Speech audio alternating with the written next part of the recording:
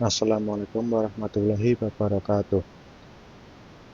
Pada kesempatan ini, saya Muhammad Syifa Al-Ghasa dengan NIU 558149 akan mempresentasikan materi mengenai distribusi biota pada ekosistem danau.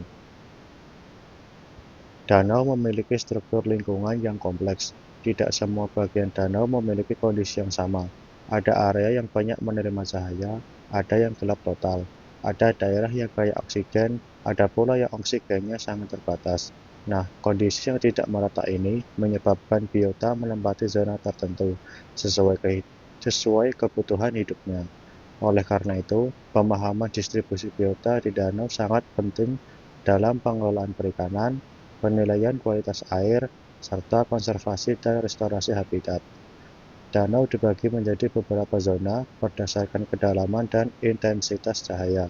Yang pertama, zona litoral, terletak di bagian tepi danau yang dangkal. Cahaya masih bisa menembus dasar sehingga banyak tumbuhan air dapat tumbuh.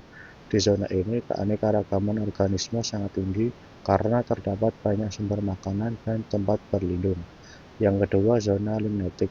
Ini adalah bagian perairan terbuka yang masih mendapatkan cahaya cukup untuk fotosintesis. Di sini kita banyak menemukan fitoplankton dan zooplankton yang menjadi dasar rantai makanan. Yang ketiga, zona profundal. Merupakan bagian perairan yang dalam, gelap, dan dingin, dengan oksigen yang relatif rendah.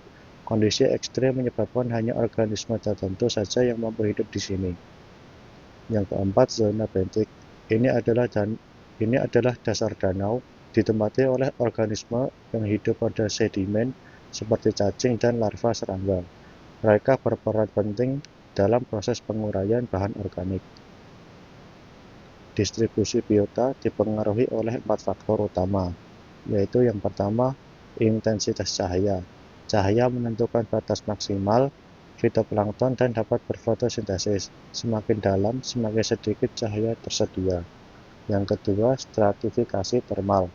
Danau terbagi menjadi lapisan berdasarkan suhu, yaitu epilimion atau hangat, metalimion yaitu transisi, dan hipolimion yaitu dingin. Setiap lapisan ini memiliki komunitas organisme yang berbeda. Yang ketiga, nutrien. Ketersediaan nutrien mempengaruhi produktivitas primer. Jika berlebihan, danau dapat mengalami eutrofikasi, yaitu ledakan alga yang dapat menurunkan kualitas air. Yang keempat, oksigen terlarut atau DO. Umumnya tinggi di permukaan akibat fotosintesis dan kontak dengan udara, dan rendah di bagian dasar karena proses penguraian. Fitoplankton merupakan produsen utama dalam ekosistem danau. Distribusi mereka terutama berada di zona permukaan, karena hanya di bagian ini cahaya tersedia untuk fotosintesis. Contoh fitoplankton yang umum ditemukan antara lain Microcystis, Anabaina, dan Navicula. Kelimpahan fitoplankton sangat sensitif terhadap perubahan nutrien, sehingga sering menjadi indikator kesuburan perairan. Zooplankton banyak ditemukan di zona limnetik. Hal menarik mengenai zooplankton adalah adanya migrasi vertikal harian. Pada siang hari, mereka turun ke lapisan yang lebih dalam untuk menghindari predator. Pada malam hari, mereka naik ke lapisan permukaan untuk memakan fitoplankton. Contoh zooplankton antara lain Daphnia dan Cyclops. Makrofita atau tumbuhan air banyak ditemukan di zona litoral, di mana cahaya masih menembus dasar. Tumbuhan seperti Hydrilla, Eichhornia, dan Potamogeton bukan hanya penghasil oksigen, tetapi juga menyediakan tempat pemisahan ikan, daerah perlindungan, dan pusat aktivitas rantai makanan. Kelompok ikan juga memiliki zona distribusinya masing-masing. Ikan permukaan seperti nila dan mujair membutuhkan oksigen lebih tinggi dan aktif mencari makanan di area yang terang. Ikan dasar seperti lele dan gabus lebih toleran terhadap kadar oksigen rendah, sehingga mereka mendominasi zona bentik.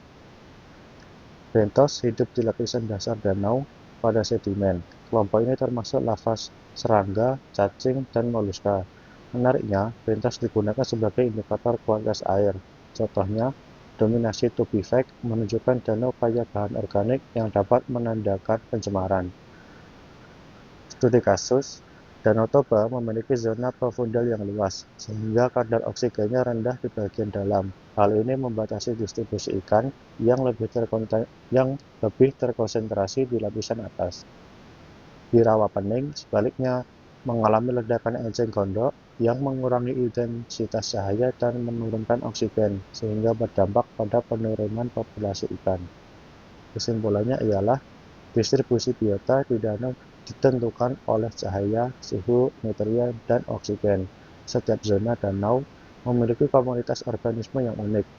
Gangguan lingkungan seperti eutrofikasi dan invasi tanaman air dapat mengubah keseimbangan ekosistem. Demikian presentasi yang dapat saya sampaikan. Terima kasih atas perhatiannya. Wassalamualaikum warahmatullahi wabarakatuh.